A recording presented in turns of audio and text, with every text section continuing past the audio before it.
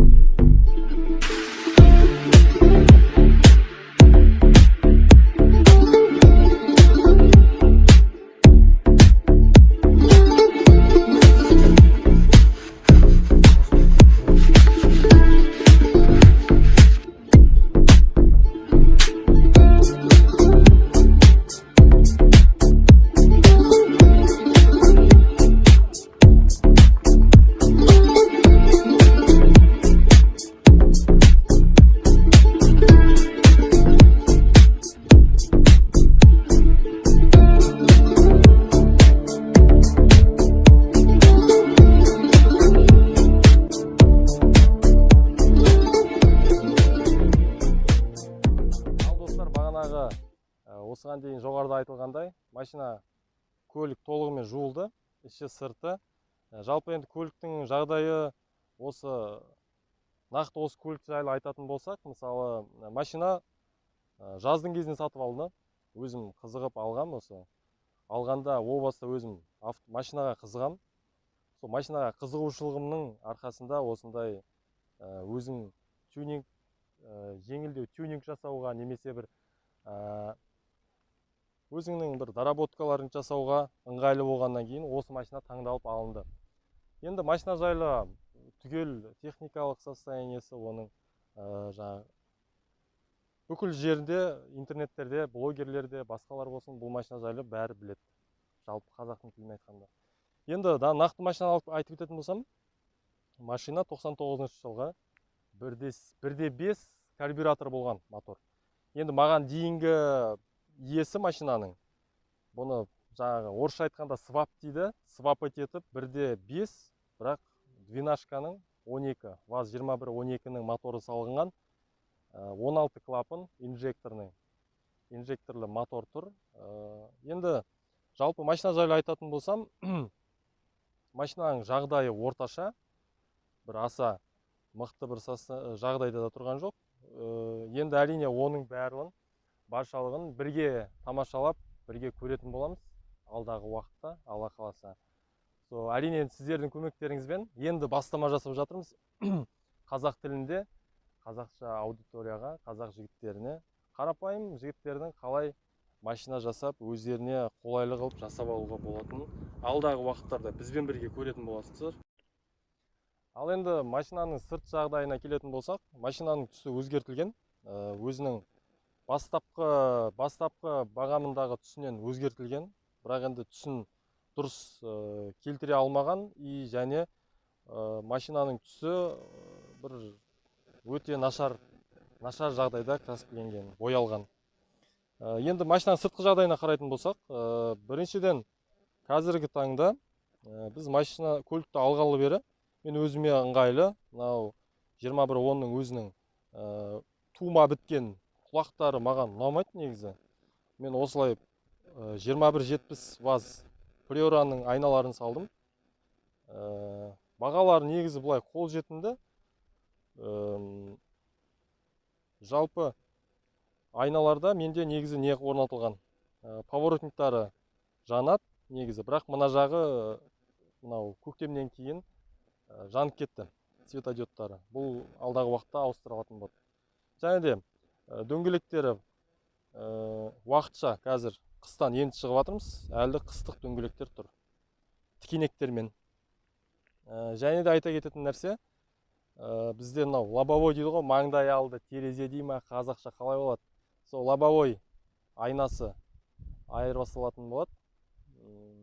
Әрине осы айтылып жатқан нәрселердің баршасын алдағы уақытта біргелікте осы Қаракесек мафия атты осы каналымыздан қалаған кезіңізде ашып көре аласыздар. Және де келесі, өзінің маған машинаға, көліктегі ұнамайтын нәрселердің түгелін айырбастап тастадым. Оның ішінде Приораның ручкасы, есік ашатын тұтқасы. Және де арт жағына келетін болсақ, мынау айнадағы тонировка дейді ғой. Тонировкасы кішкене бір өте нашар жағдайда тұр. Жалпы алдағы уақытта ол тонировка да айырбасталатын болады. Және де кеше Тоқабратпен бірге барып, бізде ауыл бар, Ленинский деген. Сол жерден барып, мынау стоковый айналарын, артқы шамдарын барып, Богдандікін алып келген болатынбыз. Алдағы уақытта әрине осы каналдан қалған кездеріңізде көре аласыздар. Бірақ әлі түсірілімге шыққан жоқ. Келесі, және мұн жерде багажында мен өзім лип спойлер деген нәрсе алып жабыстырғам кезінде. Былтыр күздің кезінде жабыстырылды, бірақ қандай да бір жағдайларға байланысты трассаға шыққан кезде желмен ұшып кеткен. Әрине енді асығыс болып жабыстырылған нәрселер, енді ол дүниелердің бәрі менде камерада, видеода немесе ондай нәрселер жоқ. Осыған дейінгі салынған нәрселерде әрине ақпараттар өте аз. Бірақ енді келе осы неден каналға жазылып, тіркеліп, комментарий басып, лайк басып, қалған кездеріңізде қарай аласыздар. Және де келесі, бізде салон жағдайына айтатын болсақ, машинаның ішкі жағын айтатын болсақ, бүгінгі таңға қарағанда мен рулін айырбастадым. Панельде щиток приборов деген болады. Сол щиток приборов өзім кастом дейді ғой. Сол кастом ретінде жасалынған. Ең көліктің ішіне сән беретін Вестаның ручкасы салынды, қораптікі. Және де поликтар салынды, Ева поликтар. Алдағы уақытта толық обзор жасап түсіретін боламыз. Бізде сайман ретінде бір толық машина бар. Осы 2110-ға. Соны енді мынау люксовый Приораның орындықтарын әзірше салып қойғанбыз. Бірақ негізі дегенмен осы орындықтар қалады. Алдағы уақытта да. Ал енді бірақ оларды подогревтерін жалғап, жылыту жүйесін жалғанған жоқ. Қазір уақытша тек салып орнатып қана қойдық. Алдағы уақытта Алла амандығын берсе, баршамыз бірге тамашалайтын боламыз. Қалай қосылу керек, қалай дұрыс жасаған дұрыс деген сияқты. Және де достар, айта кететін жағдай, негізі осы көлікке арналып бір толыққанды ВАЗ-2110 көлігі сатылып алынды. Ол ВАЗ-2110-ның айырмашылығы басқа көліктерден. Ол көлікке Priora 1-дің толықтай жүйесі қондырылған. Оны айта кететін болсақ, орындықтары, есіктің карталары, және де приборный панель толықтай қондырылған, және де электроусилитель руля дейді ғой, электрокүшейткіш рульдің. Сол құрылғылардың барлығын осы көлікке алдағы уақытта қондыратын боламыз. Және де ол жерде айта кететін нәрсе, алдағы уақытта көресіздер әрине, бірақ дегенмен айта кетейін, машинаның, көліктің жоғарғы потологы дейді ғой, сол потолоктары және мына алдыңғы стойкалары түгелімен бір арзан дүниемен қапталған. Әрине ол маған ұнамайды. Дегенмен ол нәрсені біз плейін ашып, желімін ашып, барша ұнамайтын нәрселерді өзімізге ұнайтындай қылып, бояп немесе бояуын кетіріп, алдағы уақытта осы көлікке қондыратын боламыз. Және айта кететін нәрсе, ол жерде 2110-ның тұрған ішіндегі бүкіл комплектациялары негізі люкстікі. Люкс машина деген бізге не береді? Люкс машинада бізде артқы полкасында стоптар болады. Және де ол жерде мендегі мынау колонкалары менде өзімде арзан колонкалар тұр негізі. Ал ол Prior десяткада негізі жақсы колонкалар орнатылған. Енді әрине алдағы уақытта оның бәрін бірге көретін боламыз. Жалпы көлік жастарда өте бір сондай жақсы бір сұранысқа ие. Бұл әрине жарнама емес ешқандай. Мен өзімнің басымнан өткен нәрселер. Осыған дейін менде осы нақтырақ айтатын болсақ, ВАЗ автокөліктерінің бір шамасы болды. Ол Priora болсын, ол ВАЗ-2114 болсын, 2110, тағы басқалар деп айта кетейін. Және ең бастысы бұл көліктің орысша айтқанда преимуществосы дейді ғой. Сол бастапқы адамды тартатын нәрсесі, ол әрине ол көлікті обслуживать ету, то есть содержать ету. Оны қамтамасыз етіп, бір өзіңе қолданысқа, күнделікті жүріп тұруға, пайдалануға өте бір сондай біріншіден арзан келеді. Енді қазіргі таңда, қазіргі жағдайларға қарасақ, ол өте арзан деп айта алмаймын, бірақ дегенмен басқа мынау шет елдің көліктеріне қарағанда қазіргі қалтаны, қазақтың қалтасын көтеріп тұрған осы көлік деп айта аламын.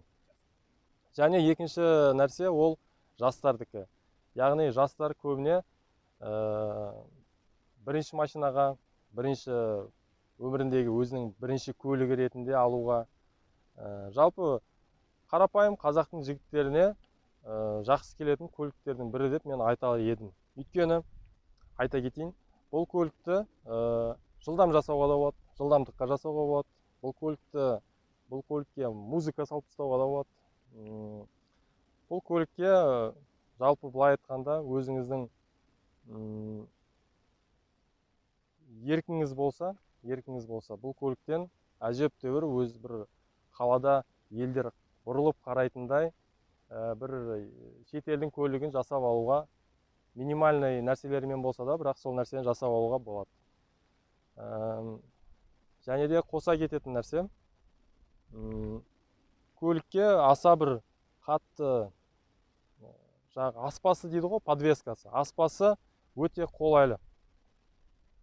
Бір аса бір мықты бір басқа бір рычагтар я болмаса бір мықты бір қиын нәрселер жоқ мұнда.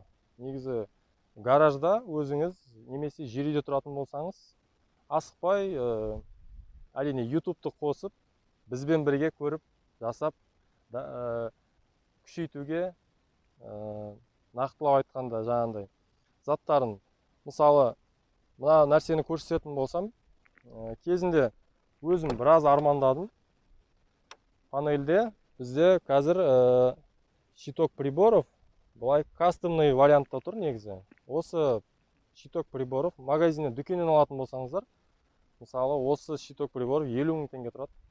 40 пен 50-дің арасында. Бұл енді типа жаңа айтқандай Гранта, Нива Урбан сол машиналарға қойыла бастады енді. Бұлай цифровой блатасы бәрі бұлай сандық жүйелері бәрі әдемі көрінеді. Жаңа машиналарға ұқсайды. Өзім осы нәрсені шамамен 15 000 теңгеге өзім жасап алдым. Келесі назарларыңызды аударғым келіп отырған нәрсе бұл әрине мотордың жүрегі. Машинаның жүрегі. Енді бұл жерде айта кететін нәрсе, кезінде 8 клапан болып тұрған машинаға, көлікке осындай 16 клапандық мотор салынған, қозғалтқыш жүйесі.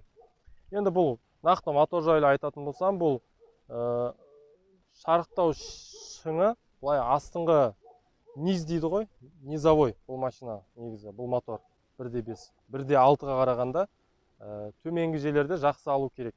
Бірақ енді менің осы нақты моторым астынан ондай бір мықты тартысы жоқ. Енді алдағы уақытта осы мотордың орнына мен 8 клапанды стоковый, обычный, жай ғана стоковый 8 клапан мотор салатын болам.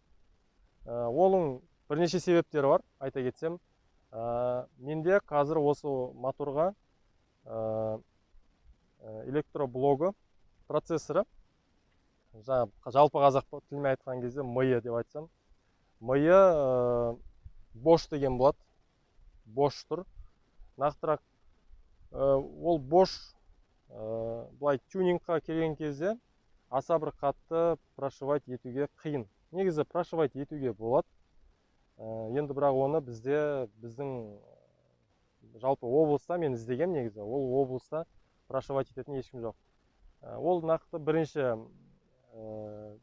бірінші мәселесі. Екінші айта кететін нәрсе, 16 клапан мотор, 8 клапанға қарағанда оны клапан майспайды біріншіден, және де мынау ГРМ жүйесін айырбастаған кезде де жалпы 8 клапанды мотор былай айтқанда өте оңай. Оны содержать ету де оңай. Оның жалпы техникалық состояниесімен және жүру. Маған ең бастысы нәрсесі жүру. Жүру кезінде ол 8 клапан жеңіл жүреді біріншіден. Және де ол қазіргі біздің анау сайман ретінде алынған 2110-да январь 5.1 процессоры тұр. Әрине алдағы таңда сол мотормен қоса, Priora 1-дің торпедасымен қоса, сол миыда салынатын болады. Әрине прошивать етеміз. Разгонды, баршалығын осы мотормен разгон жасаймыз. 8 клапанды сток күйінде разгон жасаймыз. Және де 8 клапанды прошивать еткеннен кейінгі бүкіл доработкалармен өздеріңізбен бірге замерлер жасап, өлшеп, 100-ге дейін қанша жүреді, қанша секунд тұтуға болады. Сол жақтарын енді жалпы біліп тұрмын негізі аса бір гоночный машина жасай алмайсың, түсінікті. Бірақ енді дегенмен қала ішінде жүріп тұруға өзіңе бір ыңғайлы көлік жасап алуға тырысамыз. Алдағы уақытта көретін боласыздар. Каналдан ажырамаңыздар. Және де әр қазағым жалғызым деп жүрген жігіттерге айтқым келеді. Біздің бірінші бастамамызды өздерінің туған туысқандарыңызға жолдаңыз. Және де мынау жұмыстағы группалар болсын, жалпы көліктер жайлы группалар болсын, баршалығына таратуды сұраймын. Бізді қолдап көмек көрсетіп отырсаңыздар, жалпы каналдың дамуына тікелей сіздердің арқаларыңызға ғана қол жеткізе аламыз. Сондықтан менің досым Тоха, істеп тұрған оператор жігіт, Тоха досыма рахмет. Және де түгел ақпараттардың бәрін астында қалдырамыз, ссылкасында болады.